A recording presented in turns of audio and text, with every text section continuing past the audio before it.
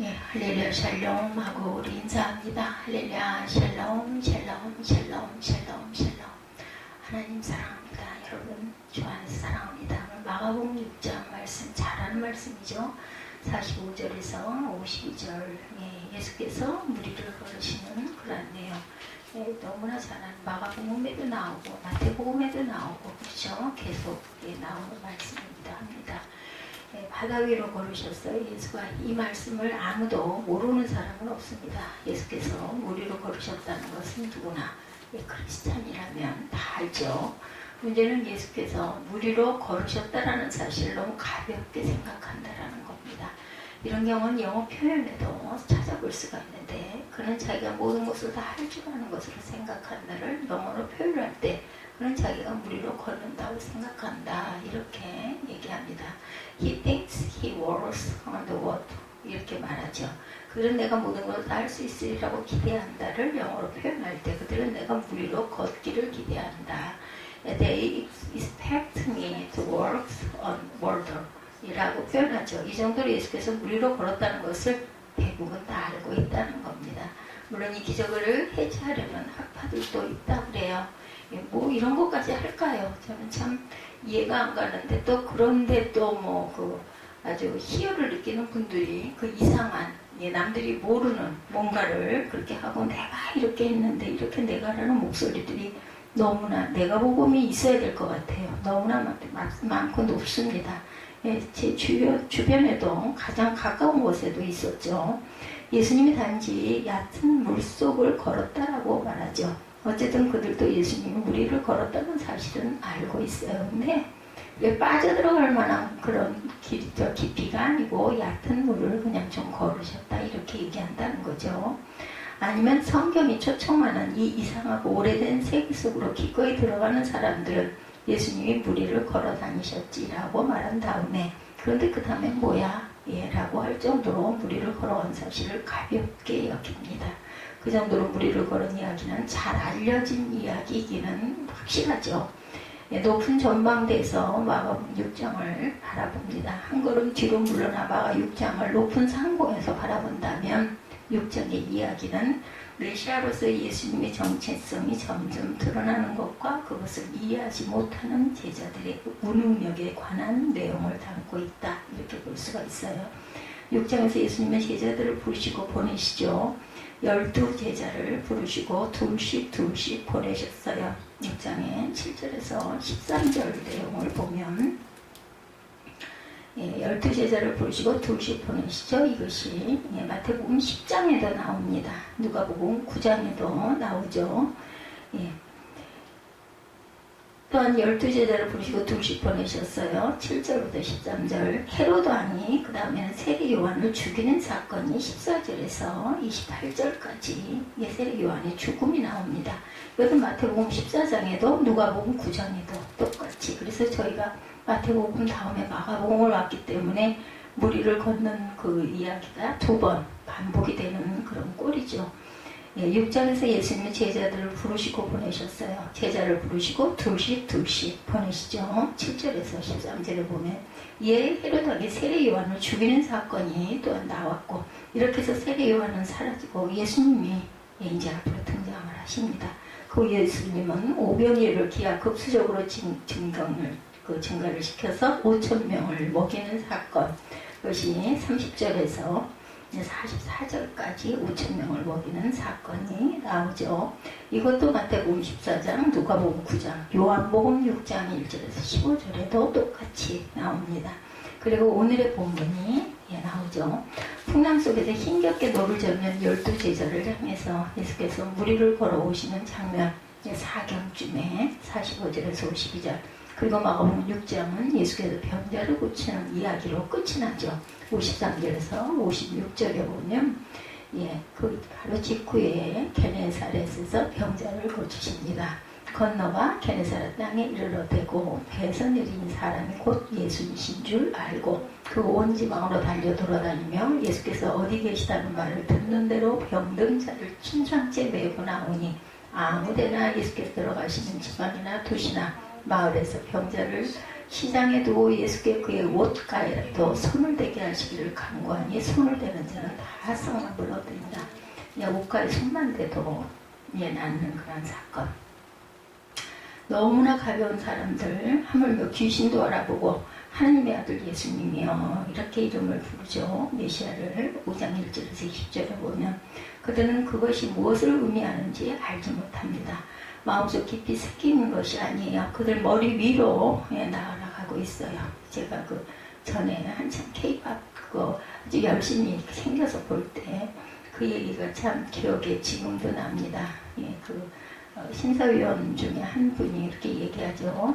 이쁜 목소리가 머리 위로 이렇게 날아가요. 그냥 지나가고 날아가고 뭐 이런 노래가 너무나 많다. 그런 노래를 계속해서 부른다면 어떻게 하겠느냐. 너무 지루하지 않겠느냐.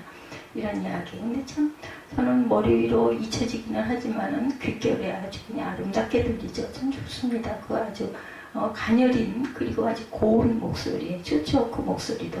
너무도 가벼운 사람들이었어요. 하물며 귀신도 알아보고 하나님의 아들 예수님이여라고 이름을 부른 메시아 5장 1절에서 20절.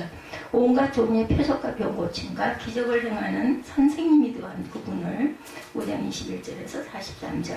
이해하지도 마음 깊은 곳에 담지 못하고 그냥 그들 머리 위로 스쳐 지나가게 합니다. 예수님께서 자신의 고난과 죽음에 대해서 가장 작은 자로 가장 큰 자가 된다는 것에 대해서 죽음을 통해 오는 삶에 대해서 그리고 자신의 십자가를 지는 일에 관한 이야기를 시작할 때 8장에서 그들은 볼 수 있는 눈, 들을 수 있는 귀는 이미 아주 악화되어 있어요. 메시아를 볼 수 있는 눈들과 메시아를 들을 수 있는 귀와 메시지를 그 메시아를 받아들일 수 있는 마음이 약화되었다. 둔하여졌다. 예수께서 무리로 걸었다는 것은 모두가 알아요. 그냥 뭐 흔한 너무나 항상 들은 이야기 같은 그런 이야기. 여전히 그 사건을 클릭하고 그 사건을 주민 확대해야 한다는 자세히 귀를 기울이고 들어야 한다는 거죠. 놓치지 말아야 할 순간절들이 성경을 읽고 또 읽고 또한 비슷한 말씀을 듣고 또 듣고 아예 또 그 말씀이야. 그게 중요한 게 아니라 이제는 아주 그 뭐랄까 정독을 해서 단어 하나하나를 깊이 있게 잘 들여다보다 보면 거기에 엑기스가 있다는 것을 깨달아 알게 됩니다. 놓치지 말아야 할 순간. 오늘 이야기를 들으시고 놓쳐서는 안 될 부분을 찾아보시기 바랍니다. 예수께서는 기도 시간을 가지시려고 혼자 있는 시간을 가지시려고 홀로 남아 산으로 가셨어요. 제자는 갈릴리 바다를 건너편 벳세다로 가려고 배를 띄우죠. 때는 이미 저물었고 제자들이 탐대는 바다 한가운데에 있었습니다. 노를 젓기 시작한 지 얼마 안 되어 바람이 세차게 불어요.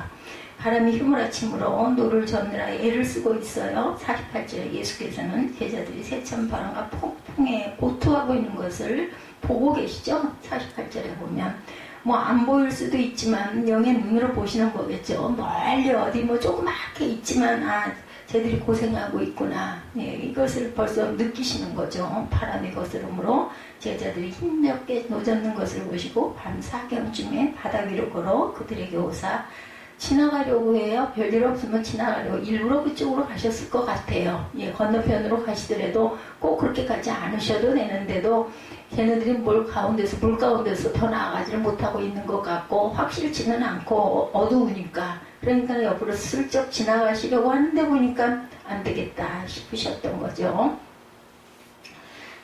그래서 바람이 세차게 불고 그 고토하고 있는 것을 보시고 거슬러 부는 바람, 낮바람, 마주쳐 부는 바람, 여풍, 바람도 여러 가지가 있죠. 마가는 시적으로 표현하고 있어요.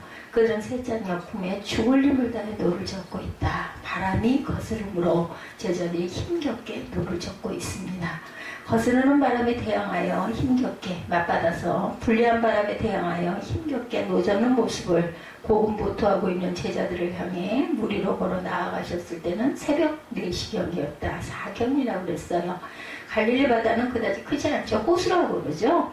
갈릴리 바다에서 이쪽에서 저쪽을 볼 수 있어요. 커다란 호수 같은 경우는 건너편에 뭐 정확하지는 않지만 건너편에 누가 있구나. 입고 있는 옷을 알았었던 사람은 건너편에 누구 있네 이렇게 볼 수 있는 그런 거리다라는 거죠.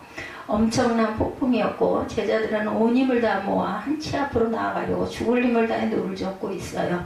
거스르는 바람, 절제된 표현일 것입니다. 대단한 바람이었던 거죠. 이제 마가는 예수께서 그들을 지나치려 하셨다라는 것이죠. 지나치려고 48절에 마가가 뭐라고 쓰고 있는지 자세히 봅니다. 개역개정에 보면 바람이 거스름으로 제자들이 힘겹게 노젓는 것을 보시고 밤 사경쯤에 바다 위로 걸어서 그들에게 오사 지나가려고 하시매 바람이 몰아침으로 제자들이 노를 젓느라고 애쓰는 것을 보신 예수님은 새벽 4시쯤 바다 위로 걸어서 제자들에게 오셨다가 별일 없으면 지나치려고 했다라는 거죠. 현대인의 성경에는 그대로 지나가려 하셨다 이렇게 나와 있습니다. 제자들은 마치 역풍을 만나 배를 전날에 애를 쓰고 있었고 이것을 보신 예수께서는 무리를 걸어서 제자들 쪽으로 오시다가 그들 곁으로 지나쳐 가시려고 하였다. 그것은 4시쯤이었다. 공동번역에는 이렇게 나와 있습니다. 지나가려고 하셨다, 지나쳐 가시려고 하였다라는 거죠. 한편 마태의 번역에는 모든 사람이 예수님의 무리를 걸으셨다는 것을 알아요. 마태복음 14장 22~23절에 보면 예수님이 지나가려고 했다는 이야기를 하지 않습니다. 마태의 번역에는 베드로가 물속에 뛰어들어 걸으려다가 두려움에 빠지기 시작한 내용을 담고 있어요. 마태복음 14장 23절에 한편 요한복음의 기적 이야기 가운데 예수께서 배에 타셨을 때 제자들은 기적적으로 해안에 닿게 되었다는 내용이 들어있습니다. 그러나 예수께서는 제자들을 지나치려 했다는 언급은 또한 없습니다. 요한복음 6장 16절에서 21절. 그런데 여기 마가복음에는 예수께서 그들을 지나가려고 했다는 거예요. 의도적으로 못 본 채 하시고 지나가시려 했다는 이야기입니다. 이것은 예수께서 그들에게 어떻게 나타나셨는가를 묘사하는 장면인데 제자들이 예수님을 보았을 때 그들이 본 것은 예수님의 등이었다는 거죠. 등. 즉 등을 돌리고 지나가시려고 했다는 그런 지나가시려고 한 거 맞죠? 49절에 따르면 제자들은 예수님께서 무리로 걸어오심을 보고 유령인가 하여 소리를 질러요. 실제로 예수님을 보자 그들 모두가 놀라는 부분이 나와 있습니다. 50절 보면 그들이 다 예수를 보고 놀람이라 이 예수께서 곧 그들에게 말씀하여 이르시되 안심하라 내니 두려워하지 말라 하시고 배에 올라 그들에게 가시니 바람이 그치는지라 제자들이 마음에 심히 놀란다. 바람이 그치는 걸 보고 또 놀라는 거죠. 지나가려고 하셨다는 거 등을 보신 게 맞네요. 48, 9절에 보니까 아마 영어 성경에는 더 있게 잘 나타나 있을 거예요. 제자들이 그가 바다 위로 걸어오심을 보고 유령인가 하여 소리 지르니 그들이 예수를 보고 놀랍니다. 이렇게 나와 있어요. 성경에. 예수님을 보자 그들 모두가 놀랍니다. 예수께서 배에 타시면서 안심하라 내니 두려워하지 말라. 그리고 배에 올라 그들에게 가시니 바람이 그치게 되었다. 거슬러 불던 바람이 잦아들었고 폭풍은 그치게 되었고 바다는 잠잠하게 되었다는 거죠. 그것을 보고 12제자는 씩 놀라요. 그가 무리로 걸었기 때문인가요? 그랬겠죠. 놀랍죠. 바람이 그쳤기 때문일까요? 그랬을 겁니다. 폭풍 가운데 그분이 기적적으로 그들과 함께 계셨기 때문일까요? 그랬을 거죠. 이 선생님이 도대체 누구인지 도무지 알지 못했기 때문일까? 그것도 그랬을 겁니다. 놀란 사람은 우리도 마찬가지입니다. 오병이어의 기하급수적인 증가, 무리로 걸으신 일에 대해서 심히 놀란 사람들은 그들만이 아니에요. 심각하게 말해서 성경에 이상하고도 오래된 세계에서조차 예수님에 대해서 머리와 가슴을 움켜잡고 놀란 사람 12제자만이 아닙니다. 저와 여러분도 함께 그곳에 있어요. 지금 그게 가장 중요해요. 그래서 눈으로 그려보고 내가 그 상황에 닥쳐 있어보고 그곳에 있는 그의 제자들과 함께 언제 어디서나 그리고 그 이후로도 우리도 머리와 가슴을 쥐고 잡고 도대체 예수님이 누구신가 하고 심히 놀라는 거죠. 항상 있는 아는 말씀이라도 또다시 새로운 마음과 가슴을 가지고 눈과 가지고 또한 내 상황에 대처해서 바라보면 다릅니다. 우리의 두려움 때문에 찾아오신 예수님, 우리의 두려움. 저는 늘 그 말씀이 아주 생생합니다. 어떤 상황이 되나 놀라지 말라. 내가 너와 함께함이라. 두려워하지 말라. 그래서 어저께 참 그 좋지 않은 상황에 대한 걸 나중에 그래도 아이가 불러와가지고 얘기를 하면서 그 얘기를 해서 저도 마음속으로 표현은 일부러 안 했어요. 근데 사단인가? 이 생각을 했답니다. 둘이 다투어 차에서 옥신각신 했거든요. 예, 앞으로는 자동세차만 해. 그래서 아이 뭐 그러지 뭐, 자동세차 뭐 하지 뭐 그러고 툭툭 둘이 막 그러면서 다퉜거든요. 근데 본인이 그 말을 하면서도 속으로 사탄인가 했다는 거죠. 그리고 자기도 요즘에 느끼는 생각은 나만의 하나님이 계시구나 하는 생각을 한다라는 어제 고백을 듣고 너무 마음이 좋았습니다. 앞으로 한 1년만 더 생활을 하면서 예배에 엎드려서 자면서 그러면서 귓길로가 민감해요. 제가 상당히. 그러다 보면 그리고 자기는 그 불의한 거는 절대 옆에 가고 싶지가 않대요. 그런 것들도 배인 거죠. 그동안의 삶의 생활이. 그래서 중고등학교 시절에도 그렇게 이상한 아이들 옆으로는 가지도 않았대요. 그냥 학교에서 다 사이좋게 좋게 싫은 사람도 싫다는 내색을 잘 못한대요. 본인은. 그래서 뭐 그렇게 싫어하는 것 같지 않던데 그랬더니 나는 그걸 잘 못해서 그렇지 사실은. 그래서 고등학교 때도 중학교 때도 전반 반에 있는 모든 아이들하고 다 좋았대요. 그냥 좋게 지내는 거를 자기는 그렇게 하기를 좋아해서 아이들이 다 친했다. 좋은 거죠.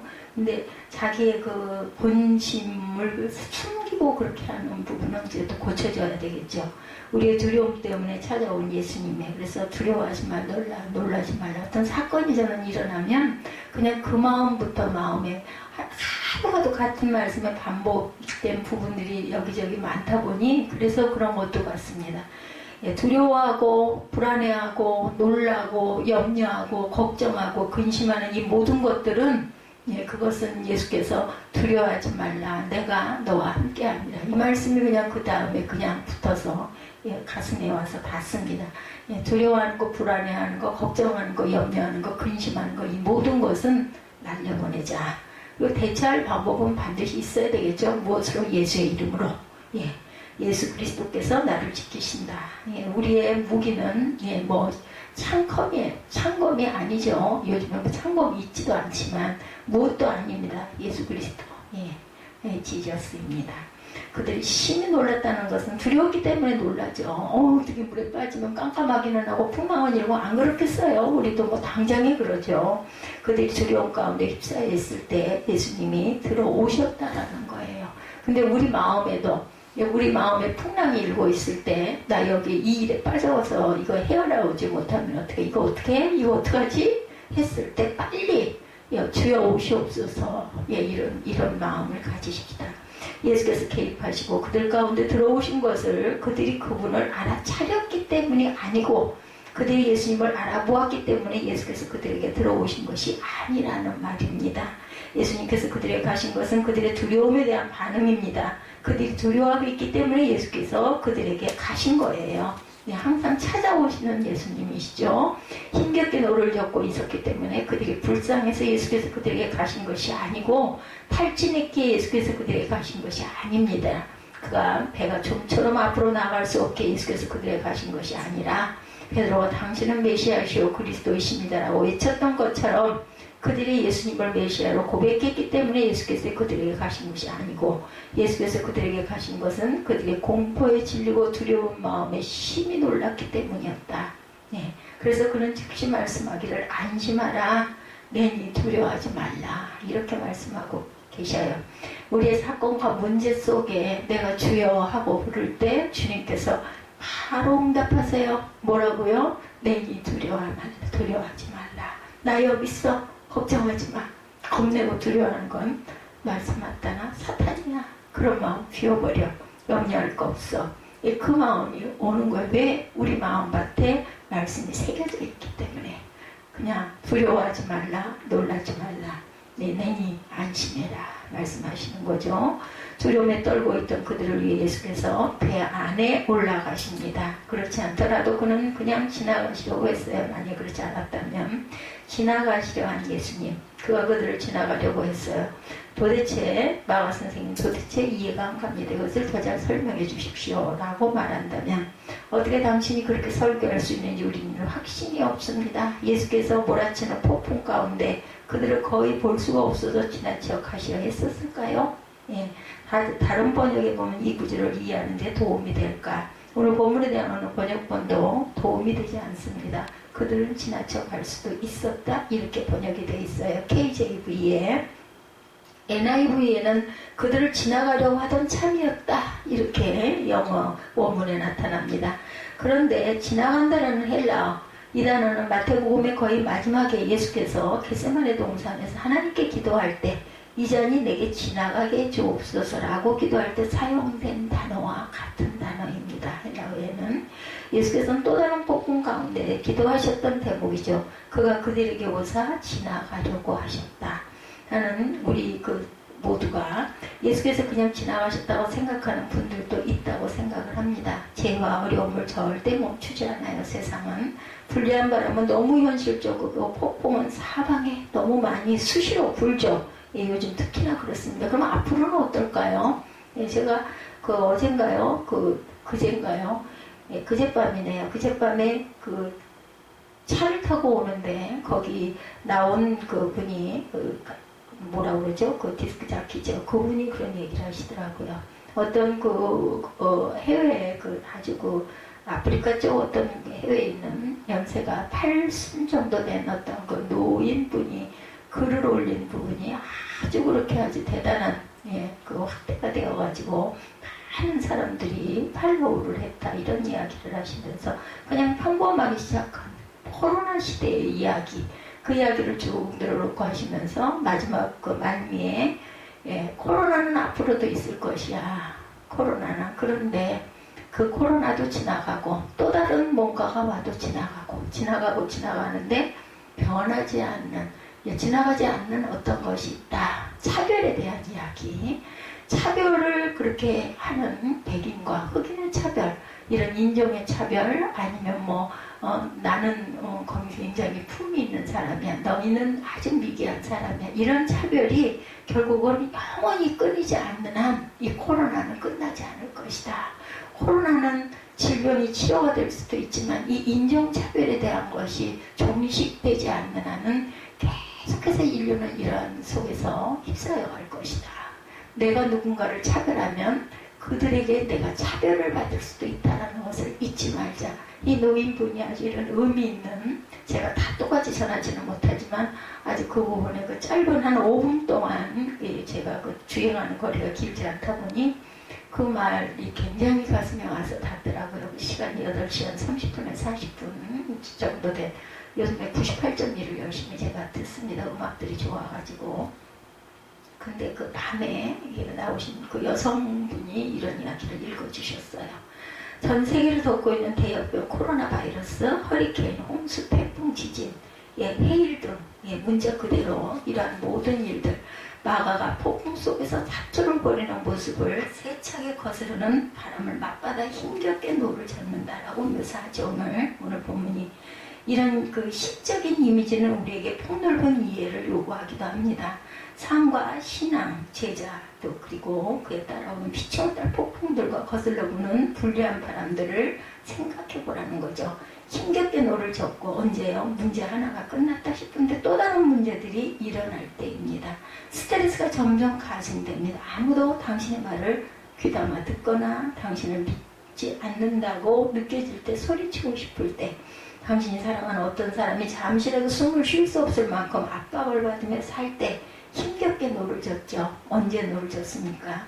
직장이 주는 압박에 걷잡을 수 없는 광풍 속으로 빠져들어갈 때, 혹은 자녀들로부터 계속해서 오는 수많은 도전이 있을 때, 제가 어제 같은 경우에 그러고는 이 녀석이 방문을 꽝 하고 아주 그냥 저 방문 잘 안 닫히잖아요. 근데 더운데 들어와 땀 흘리고 이것저것 하고 몸도 찐찐하고 했을 텐데, 또 차 세우고 걸어오는 거리도 굳이 또 저를 여기 앞에서 내리라고 버스 정장 앞에서 차를 대놓고 안 가는 거예요. 주차장까지 가자고 그래도. 그래서 버티고 앉았다가 안 되겠어가지고, 차가 정차하면 안 되는 곳인데 안 되겠어서 그냥 제가 제 짐을 들고 내렸죠. 그리고 나중에 걸어와가지고 더우고 땀났을 텐데 방문을 있는 대로 서다 땡겨가지고 그걸 닫아요. 나중에 제가 나가가지고 뭐라도 먹을 거라도 좀 챙겨줘야 되겠는데 혼자 나도 씩씩거리고 누워있다가 안 되겠어가지고 일어나서 뭐 좋아하는 빵이라도 좀 줘야 되려나 하고 가서 문을 잡아 여는데 열려야 말이지. 아무리 잡아 당겨도. 그래서 저도 있는 힘을 다해가지고 잡아 열어가지고 더운데 에어컨 틀었는데 방문을 왜 이렇게 닫았느냐고 그랬더니 안 덥대. 이어폰을 몇 번을 불렀더니 잠깐 이어폰을 끼고 이렇게 살짝 돌아보는 척 하더니 내가 왜 방문을 그렇게 닫았는데 그랬더니 더운데 그랬더니 안 더워. 그래? 그러면은 그렇게 하고 있어. 그러고 방문을 있는 대로 쳐다다 주면서 그렇게 보기 싫으면 보지 말고 살자. 예, 좋지 않은 소리를 했죠. 예, 그렇게 하고는 와가지고 마음이 안 풀려가지고 누워서 한두 시간 그렇게 하고 그냥 나가고 싶은 거 하고 누워있는데 왔더라고요. 예, 이렇게 어려운 일, 힘겨운 일, 힘겨운 노를 저은 거죠. 저희들 또한 마찬가지로. 절대 지나가지 않을 것 같이 보이는 끈질긴 힘든 일, 이런 일들이 있는데 그 신마리를 누군가가 단추를 풀 때, 예, 풀면 나도 또 마음에 걸려갖고 있던 상황이 있는데 엄마보다 아들이 나은 거죠. 아들이 와가지고 예, 와서 이렇게 와서 그냥 이렇게 앉아가지고 들여다보고 왜 왔는데? 그랬더니 그냥 왔어. 왜? 먹을 거죠? 배고파? 아니. 그냥 그렇게 얘기가 시작된 거죠. 그러더니 나중에 자기가 미안하다고. 그게 나도 미안하다고 그랬죠. 이게 바로 폭풍이 잠잠해지는 방법. 예, 제가 늘 항상 깨닫고 느끼는 거는요. 어떤 상황에도 사랑밖에 없다인 거예요. 화를 내고 예, 신수를 부리고 좋지 않은 말을 막 뱉어내고 해봤댔자 관계가 풀릴 일은 하나도 없습니다. 그냥 내가 마음을 비우고 쌓아놔주고 여기 대개는 물은 위에서 아래로 흐르잖아요. 근데 이제는 제가 나이가 들다 보니까 노여운 마음이 더 많이 들어요. 그래 나는 힘이 없고 나는 약하고 잘 못하고 느리고 그러니까 너도 나를 무시하는구나 이런 마음이 자꾸 듭니다. 그래서 나이가 들면 섭섭이병이 든다고 그러잖아요. 그런 마음의 병이 든 거죠. 격렬하게 중독과 싸우는 쉴 사이 없는 폭풍 속에서 조금이라도 앞으로 나아가려고 했을 때 암 진단으로 말미암아 폭풍이 구름 가운데 있을 때 한치라도 앞으로 나아가려고 발버둥 칠 때 치매에 다가오는 암흑 속에서 약간의 진전을 이루려고 노력할 때 제가 요즘에는 주방에 뭘 가지러 가려고 여기서 저만큼 가다가 뭘 가지러 가려고 했지 잊어버립니다. 들어가가지고 일단 문을 밀고 들어가요. 내가 주방으로 가려고 했으니까 들어가서 잠깐 서 있어요. 뭐더라. 그런데 그러고 나면은 생각이 나기는 해요. 아 내가 저걸 해서 정리를 하려고 들어오려고 했지. 근데 사실은 어떻게 보면 변명 같지만 한 가지를 하러 가다가 눈에 걸리는 게 때 있으면 또 그거 막 하다가 보면은 아마 젊은 분들도 몇 가지로 혼자 하다 보면 나중에 처음에 내가 뭘 하려고 했지? 그거 잠깐 생각해야 될 때가 있기는 할 것 같은데 제가 어찌됐든 수술한 이후로 정말 명사가 빨리 생각이 안 나서 누구하고 대화하다가도 제가 말을 잘하는 편인데 대화를 하다가도 명사 때문에 말을 돌리게 돼요. 그 이름이 생각이 안 나니까 아니 그걸 알아야 뭐 저거 뭐 건전지 아니면 뭐 용지 뭐 이런 얘기를 할 거 아니에요. 생각이 안 나는 거죠. 아까도 그 진행자 그 이름이 분명히 제가 평소에 아는 이름이에요. 근데도 생각이 안 나요. 이게 문제인 거죠. 예, 우리가 힘겹게 이제 점점 힘겹게 더 노를 저어야 돼. 제가 의지할 곳은 주님밖에 안 계십니다. 그럴 땐 그냥 잠깐 마음의 풍랑일 때가 있어요. 뭔가 상대방이 나를 좀 섭섭하게 하면 마음의 상처도 전보다 더 많이, 더 빨리 받아요. 그러면 그냥 그럴 때는 뭐 거기에다 대고 뭐 어쩌고 저쩌고 얘기해가지고는 좋을 일이 없다라는 건 알아요. 원래도 알았지만 이제는 더더군다나 그럴 땐 그냥 가만히 묵상을 하죠. 마음속으로. 난 아까도 찬양할 때 그래가지고 한참 마음으로 기도를 했습니다. 저는 마음이 상하거나 하면은 목에서 입에서 소리가 안 나요. 아니면 거꾸로 큰 소리로 좋지 않은 소리가 나가죠. 그래서 그게 참 중요하다. 나를 다스리는 거, 폭풍을 잠재우는 거는 내 마음에서부터 일어나는 것 같습니다. 그러다 보면 주님을 찾게 되고 주님의 사랑이 기억이 나고 생각이 나고 우리가 늘 이렇게 힘겹게 매일 순간마다 노를 젓는 거죠. 예, 우리가 참 바람 속에서, 예, 비바람 속에서, 또한 군중 속에서 그런 말 있죠. 군중 속의 외로움, 혼자 있는 것 같은. 제가 혼자 있는 것 같을 때가 굉장히 많아요. 그러니 하나님이 안 계셨으면, 주님이 안 계셨으면 내가 어떻게 살아있겠어요. 지금 벌써 아마 어떻게 됐을 것 같아요. 하나님이 저를 살리시는 거죠. 예, 늘 항상 혼자니까 언제나 혼자인 거죠. 그나마 아들이 나하고 말하는 시간은 거의 하루에 30분도 안 되지만 그래도 방에 잠을 자든 아니면 지 뭔가의 세계를 하고 있든 나하고 그냥 떨어져 있고 말이 없어도 그래도 누군가가 있구나 인 부분. 어제도 잠깐 군복무의 이야기를 잠깐 했습니다. 엄마 혼자 놔두고 내가 가기가 참 그런데 그게 꼭 본인이 가기 싫어서 그런 게 아니라 얘기를 하다 보면 느끼죠. 정말 염려가 된다라는 거죠. 하나 힘든 일은 조그만 가방 하나도 조그만 무게가 있어도 남들은 아무것도 아닌 게 저는 엄청 무거우니까 그런 거 하나를 제가 들지 못하니까 힘겹게 늘 노를 졌습니다. 젊은 사람은 젊은 사람대로 어린 아이들은 또 아이들대로 큰 아이들에서 노들을 졌죠.